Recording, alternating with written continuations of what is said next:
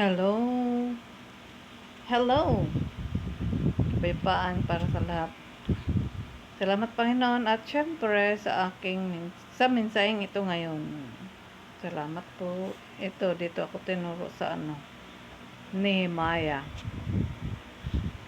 Sana makinig kayo mga gwapo-gwapa dyan. Salamat ulit Panginoon. Nandito ako sa Nehemiah 10. Pangakong susundin ang kautusan. Dahil dito, kaming mamamayang Hudyo ay gumawa ng isang nakatitik na panata. Ito'y lubos na sinang-ayunan at nilagdaan ng mga pinuno, mga Levita at mga saserdote. Ang unang lumagda bilang sang-ayon ay si Gobernador Nehemias. Pagkatapos ay si Sedekias na anak ni Hakalias at ang mga saserdoteng sina Seraya, Asarias, Jeremias, Pasor, Amarias, Malkias, Hatus, Sibanyas, Malok, Harim, Meremot, Obadjas, Daniel, Heniton, Barok, Mesulam, Abias, Miamin, Maasiyas, Bilgay at Simaya. Sumunod ang mga Levitang sina Jesua na anak ni Azanias. Binuwi mula sa sambayan ni Henadad si Kadmel, sina Sebanyas, Hodeas, Kaleta, Pelaya, Hanan, Mika, Rehob, Hasabias, Sakur, Serubias, Sebanyas, Hodeas, Bani at Beninu.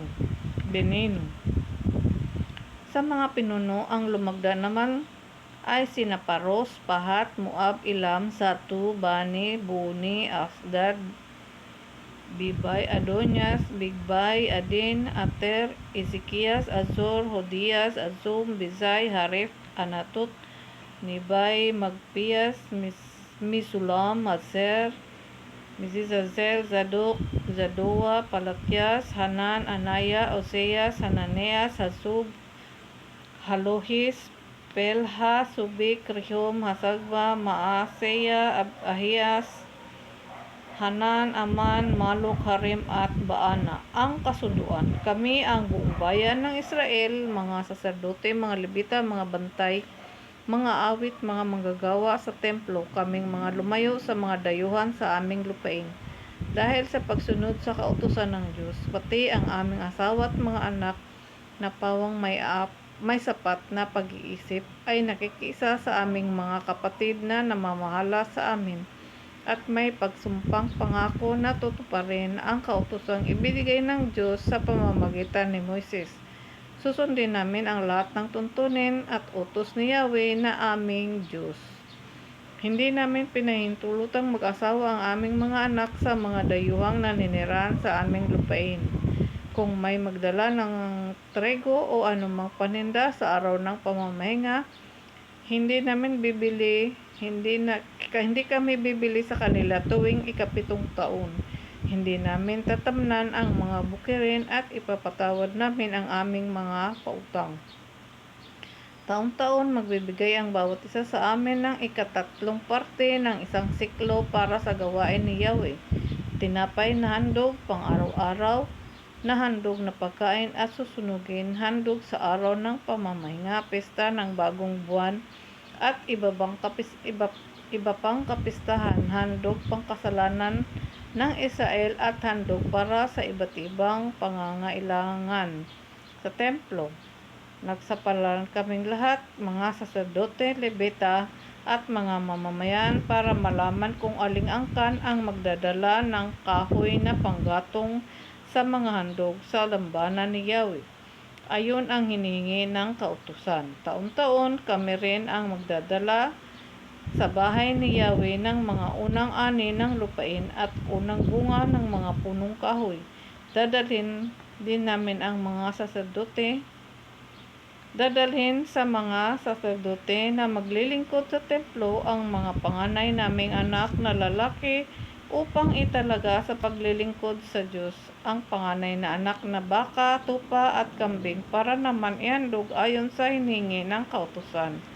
Magpadala rin kami ng minasang harina mula sa unang ani ng trigo at ang unang bunga ng bawat punong kahoy. Magbibigay rin kami ng ikapo sa mga inaani sa aming lupain, ngunit ang ikapong ito ay kukunin na sa amin ng mga Levita at sila na ang magpapadala sa templo.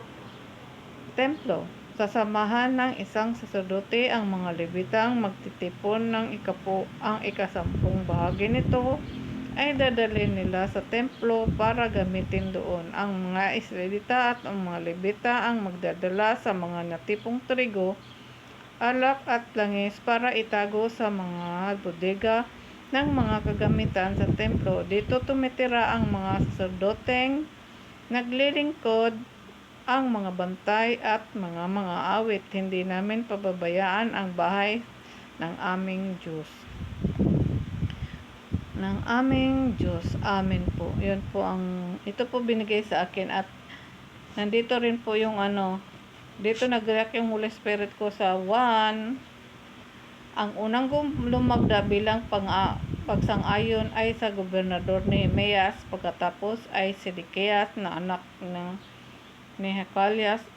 Yun, dito nag-react yung Holy Spirit ko. Tapos dito sa 37, magdala rin kami ng minasang harina mula sa unang ani ng trigo at ng unang bunga ng bawat punong kahoy. Magbibigay rin kami ng ikapo ng mga inani. Dito dito dadalhin din namin ang mga saserdote na maglilingkod sa templo, ang mga panganay naming anak dito. Sa 36, 37 nag-react yung Holy Spirit ko dyan. Dito po. At ito yung buong 10 ang binasa ko ng Nehemias, buong 10. At yung kahapon yung binasa kong Ruth, nga pala tungkol kay Ruth, may patutuo nga pala ako doon. Ngayon ko lang sasabihin kasi naano ko nakaligtaan ko lang. Meron pinakita sa akin doon, pangitain. Nakaputi silang dalawa, kinasal na nasa kinasal. Yun ang pinakita sa akin kahapon. Yun. Para silang mga spirit na kinasal doon. Pinakita sa akin. Doon sa tapos nun, doon ako dinala sa Ruth. Doon sa Ruth na kwento. Hindi ko na patutuo doon. Ngayon ko lang ipapatutuo. Dahil yan ay totoo. Kasi ngayon, ito binigay sa akin. Nehemiah 10. Salamat po kung kayo nakikinig, mga gwapo-gwapa, at salamat sa Panginoon muli.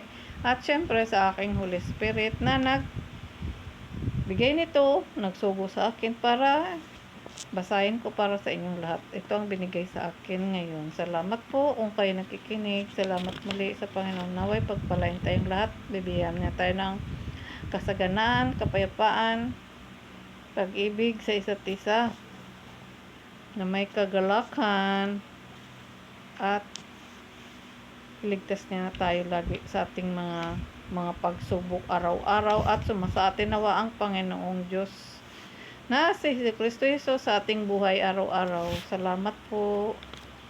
Kapayapaan. God